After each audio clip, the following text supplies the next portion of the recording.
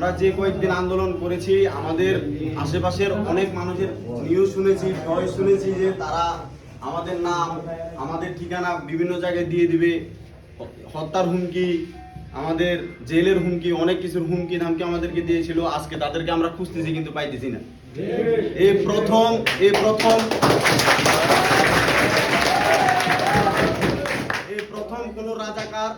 কোন রাজাকার দাবি পাওয়া কোন ছাত্র সংগঠন, ছাত্র জনতা যারা হচ্ছে দেশ স্বাধীন করলো এবং দেশে রয়ে গেছে, আর দেশ প্রেমিকরা সব দেশ ছেড়ে পালাই গেছে।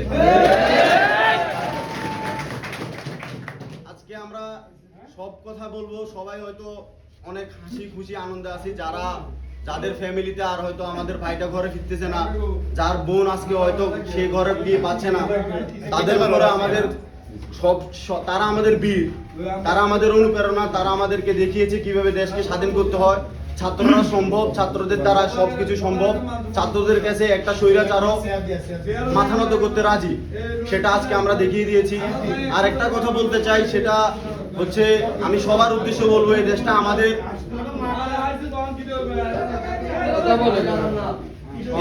এই দেশটা আমাদের, এই দেশটা দেখে রাখার, এই দেশটা দেখে রাখার দায়িত্ব আমাদের। এই দেশের প্রত্যেকটা ধূলিকণা আমাদের। সুতরাং আমি বলবো, আপনারা আপনাদের জায়গা থেকে সোচ্চার হন, যে কোনো অরাজকতা রুখে দিন। এমন আমি এখনো সময় পাচ্ছি এবং সংবাদ পাচ্ছি যে ঢাকায় এখনো পর্যন্ত বিভিন্ন মন্দির এবং বিভিন্ন পূজা অর্চনাতে আক্রমণ করতেছে, যাতে ইন্ডিয়া এবং পার্শ্ববর্তী দেশগুলোতে দেখাই দিতে পারে যে আমরা এখন আমাদের হিন্দু সংখ্যালঘু যারা আছে তাদেরকে আমরা কষ্ট আছে বা তারা মার খাচ্ছে আমাদের হাতে। সেটা কখনোই কাম্য নয় এবং আমরা সেটা প্রতিরোধ করব, সবাই একসাথে প্রতিরোধ করব, ছাত্র জনতা এক। এবং পরিশেষে একটা কথা বলবো, সবাই আমাদের জন্য দোয়া করবেন। আমরা আমাদের ছাত্র সংগঠনকে আগায় নিতে চাই এবং আপনাদের অনুপ্রেরণা আমরা এগিয়ে যেতে চাই। ধন্যবাদ।